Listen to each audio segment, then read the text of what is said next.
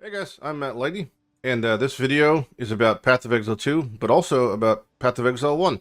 So, PoE 2 has been out in its super early access for about a week now, and I just want to go over a couple things that I marked down as the top things from PoE 2 that I think would benefit PoE 1. And the vast majority of them are pretty minor, or quality of life. That is really all PoE 1 needs. So, yeah, these are the things. The first thing on my list is the concept of the buyback menu. So if you were to missell something to the vendor, say I got these boots and I sold them, and it was an accident, like I sold the ones I'm wearing, you could buy them back for a much, much, much cheaper cost than to purchase them. All right, so let's show that again. So I have 918 gold. I sold them for 100. Well, you buy them back for the sell price, not for the initial sell price. So it's not that punishing for the player if you were to make a misclick. This would be fantastic to see in PoE 1, and since we know they have the technology, it shouldn't be an issue to implement. The next is the portal system. So in PoE 1, portals can be hotkeyed. However, these don't require scrolls. This game has no scrolls. You could just push, for example, me, I have T for town, and it just makes a portal. There's, again, no reason why we can't just have T for portal. And as an extension, honestly, there's no reason why we can't have just right-click to identify and be on wisdom scrolls, but maybe in PoE 3 we'll get the wisdom scrolls out. But yeah, full portal implementation is definitely no reason not to have it. Next thing on the list is pausing. This is what I'd love to see. Pausing is a fantastic addition to the game. We've had the concept of pausing ever since Shaper was first introduced in PoE 1, when his cutscenes would pause the game, which implies it was clearly possible then. The real benefit of pausing is not just when your wife or your mother's yelling at you and you have to go do something, is you could read debuffs during when it's pause happening, and you could identify maybe exactly what's happening on screen to a degree more. But yeah, it's just additional information. It's just, there's no reason not to have it. So, big fan of pausing, and yeah, look forward to that being implemented in 9 years. The next function I'm a big fan of is the keyword glossary. So say I'm looking at a thing called Bone Shatter, and it says, attack enemies with a melee strike. The strike will cause a heavy stun on enemies that are primed for stun. A lot of words here. Now, if I hold Alt, I could move my mouse while retaining the window and see what the fuck primed for stun means. I can even click it and make it an openable thing. Now that I've got primed for stun open, I can see, all right, what the fuck does stun do?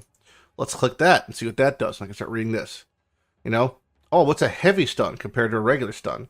And you could just start breaking this down and talk about, oh, what's stun threshold, you know?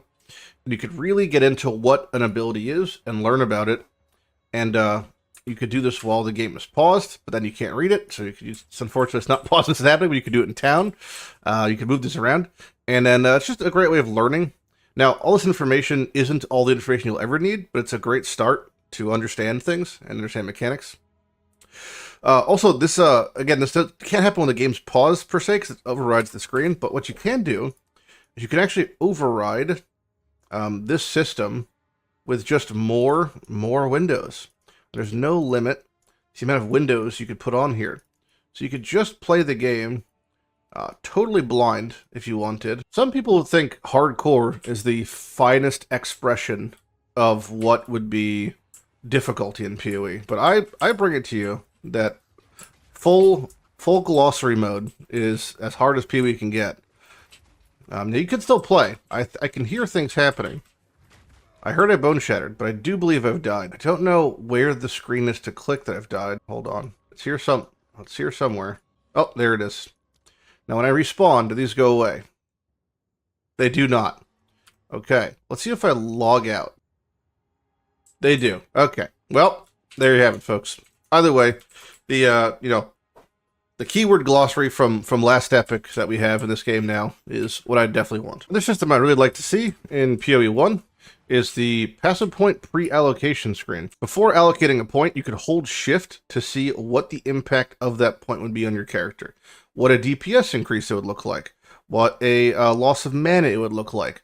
All these really amazing things. So I think this system's super, super great, and is one I'd love to see implemented in-game. Now, the next thing on the list, I would say, is WASD movement.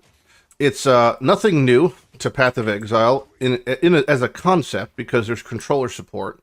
However, WASD is something that does require a kind of overhaul of the combat for a game to function properly? Would it have to require maybe a potential 3 to 6 month rebalancing period for most of the fights in the game? Possibly. But is it something that would be overall much more digestible for the player base and for the better health of the game? I would say undoubtedly. Would I even use WASDA? Probably not. I'm not a huge fan of it personally, but I just think the concept of it is so obvious, especially in any modern game, you know, like having a pause menu or something like that, that it would just be, there's no reason not to implement it. It's just, it's such a no-brainer, you know, especially from a, like, just the business standpoint of attracting players. A lot of people much prefer WASDA. I don't think it hurts to have the options in the game. So the next thing on the list I think would be fantastic in PoE1 is the small passive points being modular. So as it stands right now, when you allocate a passive point, okay, a small passive point, a travel node, in PoE1, it's going to be either strength, dex, or int, but in PoE2, you could pick any attribute. And furthermore, when you're respecking points, instead of having to respec all the way back to here, for example, I could just change this point to an int or a dex node if I want it. Now, why the hell would I do that on a strength stacker? Great question. I wouldn't. But the fact that you have the modular capacity to change your attributes, I think, allows for much more healthy pathing overall. Now, the passive tree in PoE2 is much lower impact than in PoE1, but nonetheless, I think it would still be really important to have that sort of choice options for PoE1 and let us take our much more customizable builds to the next level. Another key component, I think, is the concept of the crash security. So say I'm this far into a progression of an act, right? I'm this part in Act 2, and oh my god, I've just Alt F4'd. Wow, how catastrophic. I crashed, you know, something bad happened. Now let's see where I come back, because the crash protection in this game is actually quite phenomenal, I would say. In PoE1, you would lose the map, you'd lose the Fog of War, you'd have to re-clear it to that point. If you're progressing, you'd be at you'd be at town. There'd be no necessarily coming back directly where you were. But in PoE2, there's pretty substantial crash protection. As far as you're going to get back kind of right into the action where you left off, in the same way if you log out in a similar setting. I'm going to be right back in the mob quarry. In this case, literally fighting the same mob at the same spawn point. But, you know, if I was alive and then not dead, you just spawn right nearby. So it's like really nice that it gets you right back where you were. You don't have to kind of fiddle around to refine your positioning, you know. But yeah, that's basically it. Those are all the things I'd like to see in PoE1 from PoE2. Most of them are pretty quality of life stuff, or stuff that we already have implemented in this game, which is the same engine, so it can be implemented in the previous game. Overall, I'm still having fun in PoE2, albeit incredibly simple and rudimentary in its design. There's definitely something enjoyable to be said from it. It's definitely way easier and way simpler and way slower, but it is still fun, so I'm having a good time. But these are the things I'd like to see in PoE1, which I think is the much more serious game at the moment, and it could use some shine and sparkle, and PoE2 has a lot of shine and a lot of sparkle. Look at that goddamn wall. Look how pretty that wall looks, you know? I'd like to see that wall. I guess that's the final point, really, is what I'd like to see in PoE2 is the graphics, or PoE1 is the graphics of PoE2, because it looks so good, and going from game to game is a bit jarring. But that's it. Let me hear what you guys think. Feel free to leave your comments below or questions, etc. And I'll see you guys in the next video or the stream. I'm Matt Lighty, and have a good day. Bye-bye.